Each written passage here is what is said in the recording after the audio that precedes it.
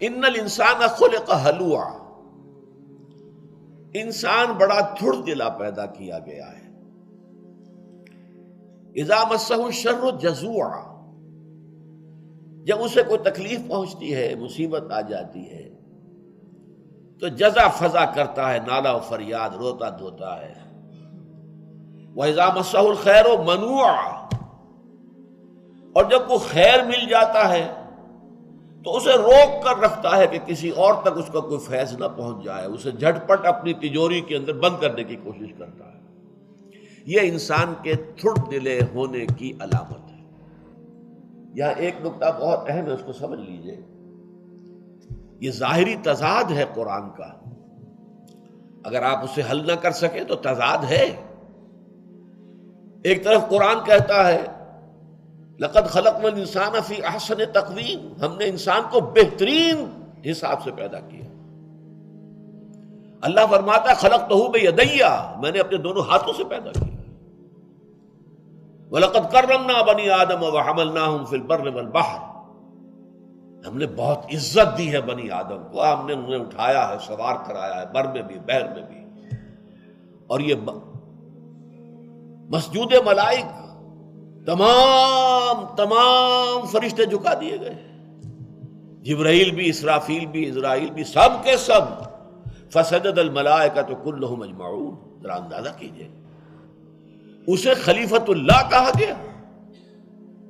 ایک طرف یہ ہے، ایک طرف قرآن کہتا ہے خلق الانسان ضعیفا، انسان کمزور پیدا کیا گیا۔ کان الانسان عجولا، انسان تو بہت جلد باز ہے۔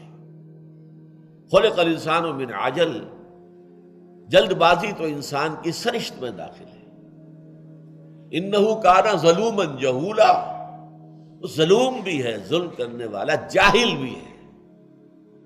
یہاں کہا ہلوعا، بہت کم ہمت، تھڑ دلا، دل کا کچھ بھی کمزور، کہ اگر ذرا تکلیف آئی تو جزا فضا ہے، نالہ فغاں، شور مچا دیا ہے، فریاد کر رہا ہے۔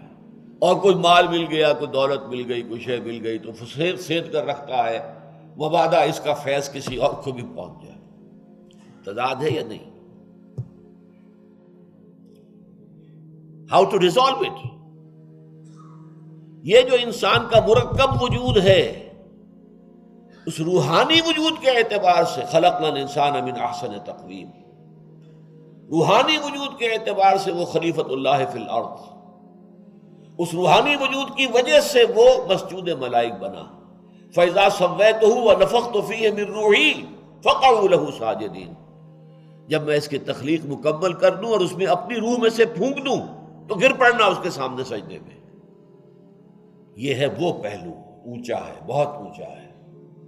اور یہ جو انسان کا حیوانی پہلو ہے، جو خاک سے آیا ہے، مٹی سے آیا ہے، اس کی سرشت میں جلد بازی ہے۔ خلق الانسان من عجل، عجولہ ہے، یہ ضعیف ہے، یہ خلق الانسان ضعیفا ظلوما جہولا ہلوعا، یہ ہے انسان کا حیوانی وجود، اس کے اعتبار سے وہ نیچلوں میں سب سے نیچے ہے۔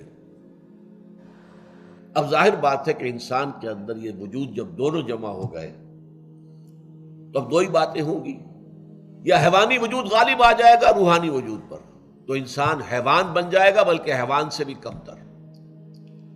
لہم قلوب لا یفقہون بہا ولہم اعین لا یبصرون بہا ولہم آذان لا یسمعون بہا اولئک کالانعام بل ہم اضل، یہ چوپایوں کے مانند ہیں، بلکہ ان سے بھی کم تر، ان سے بھی گئے گزرے۔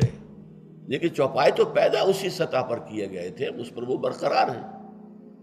یہ کہاں پیدا کیا گیا تھا، کون سی روح اس کے اندر پھونکی گئی تھی، مسجود ملائک بنایا گیا تھا، لیکن اگر اس روح کے اوپر یہ حیوانی وجود غالب آ گیا ہے تو یہ حیوانوں سے بدتر ہو گیا۔ یا یہ ہوگا کہ اگر وہ روح غالب آ گئی، متمکن ہو گئی پورے وجود کے اوپر، اور اس نے قابو پا لیا اس نفس حیوانی پر، تو پھر یا ایھا النفس المطمئنہ ارجعی الی ربک راضیۃ مرضیہ فادخلی فی عبادی وادخلی جنتی۔ اے نفس مطمئنہ، اپنے رب کی طرف لوٹ جا، اس حال میں کہ وہ تجھ سے راضی، تو اس سے راضی۔ داخل ہو جا میرے بندوں میں، داخل ہو جا میری جنت میں۔ یہ معاملہ ہوگا اس کا جس کی روح پورے طور پر متمکن ہے اس کے حیوانی وجود کی۔